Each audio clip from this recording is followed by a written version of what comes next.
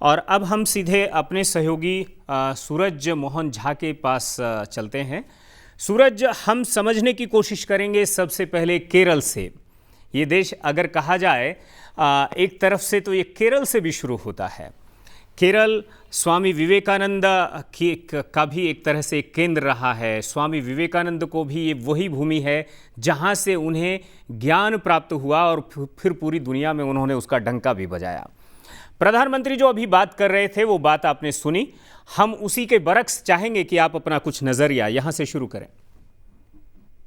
रामवीर जी, अभी हमने जैसे सुना प्रधानमंत्री नरेंद्र मोदी पलक्कड़ में चुनावी सभा को संबोधित करते हुए बता रहे थे भारतीय जनता पार्टी और उनकी विज़न को लेकर बात हो रही थी। केरल राज्य की अगर हम बात करें तो एक तरह से जो उसका डेमोग्राफिकल अगर हम देखें, जो सामाजिक तौर पर उसकी जो स्थिति है वो देश के और राज्यों से थोड़ी भिन्न है। दक्षिण के सबसे शैक्षणिक राज्यों में से एक माना जाता है और आपने सही कहा कि दक्षिण में एक द्वार वो भी भारत का होता है। अगर हम पुरातन कालीन तरीके से देखें तो हमने देखा है कि 90 के दशक से वहां हर 5 साल में सत्ता बदल रही है और सीपीएम की अगुवाई में एलडीएफ और कांग्रेस की अगुवाई में यूडीएफ अदल बदल के सरकार बनाती रही है। लेकिन हमने बीते 10-15 साल में एक परिवर्तन जो वहां देखा है रामवीर जी, वो ये कि भारतीय जनता पार्टी ने वहां पर बेशक सीटों के लिहाज से ज्यादा सफलता हासिल नहीं की हो, लेकिन वोट प्रतिशत उसका हमेशा से अच्छा रहा और वो बढ़ता गया और डबल डिजिट में आता रहा है। और पिछली बार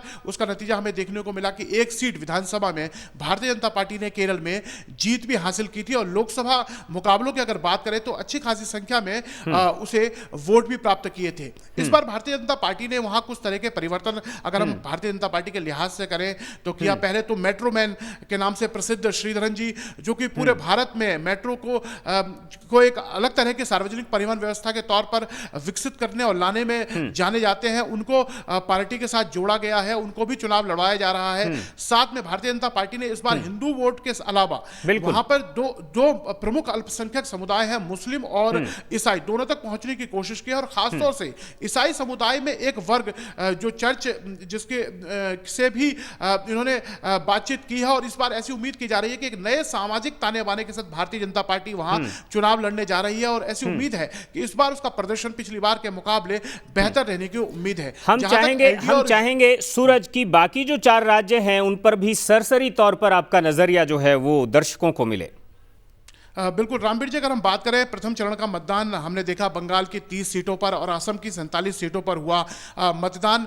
कोरोना वैश्विक महामारी के साए में हुआ था, ऐसे में आशंका क्योंकि दूसरी लहर भी आ गई है, कई मामले बढ़ के आ रहे हैं, तो आशंका जताई जा रही थी कि शायद मतदाता उतनी बड़ी संख्या में नहीं निकलेंगे और बंगाल का जो इतिहास रहा है चुनावी हिंसा का, उसे देखते भी कई तरह के संशय थे। लेकिन कोरोना के तहत चुनाव आयोग ने कई तरह के एहतियात बरते, चुनाव के लिए घंटे का समय भी बढ़ाया, सुरक्षा की व्यवस्था की गई की भी अच्छी व्यवस्था की गई। इसका परिणाम हमने ये देखा कि 84% से ज्यादा बंगाल में और 77% से ज्यादा असम में मतदान हुआ और बंगाल के इतिहास में एक सुखद इसे मोड़ कहा जाएगा कि इस बार एक छुटपुट घटनाओं के अलावा मतदान बहुत अच्छे तरीके से हुआ। दूसरे चरण का मतदान परसों 1 अप्रैल को होना है बंगाल की 30 सीटों पर और असम की 39 सीटों पर। बंगाल में नंदीग्राम वो सीट है जहां से सीपीएम की सत्ता को ममता बनर्जी ने उखाड़ा था, वही नंदीग्राम फिर चर्चा में 2021 में आया है क्योंकि ममता बनर्जी भवानीपुर की अपनी सीट छोड़कर नंदीग्राम से चुनाव लड़ रही हैं और उन्हें चुनौती दे रहे हैं उनके ही अपने सिपहसालार शुभेंदु अधिकारी जो इस बार भारतीय जनता पार्टी के साथ हैं।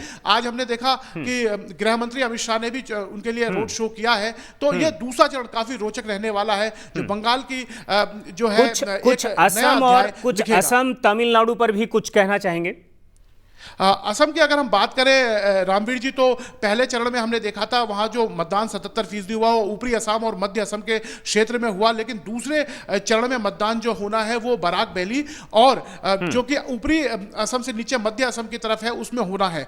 इस बार गठबंधन में जिस तरह का असम में बदलाव हुआ है रामवीर जी, पिछली बार हमने देखा था भारतीय जनता पार्टी, असम गण परिषद और बीपीएस साथ मिलकर लड़े थे, कांग्रेस और एआईयूडीएफ अलग अलग चुनाव लड़े थे। इस बार चूंकि कांग्रेस ने एआईयूडीएफ के साथ चुनाव लड़ा है और बराक वैली में, तो हम ये कह सकते हैं कि इस गठबंधन का हो सकता है बीजेपी के लिए एक नई चुनौती हो। तो भारतीय जनता पार्टी ने भी एआईयूडीएफ के जो चीफ है बदरुद्दीन अजमल उनको लेकर और कांग्रेस के उनके गठबंधन को लेकर भी चुनाव प्रचार में काफी जोर शोर से इस मुद्दे को उठाया है। तो दूसरे चरण का जब मतदान होगा तो यह भी काफी रोचक रहने वाला है। बिल्कुल, बहुत बहुत शुक्रिया आपका तमाम तरह की जानकारी हमारे दर्शकों तक पहुंचाने के लिए।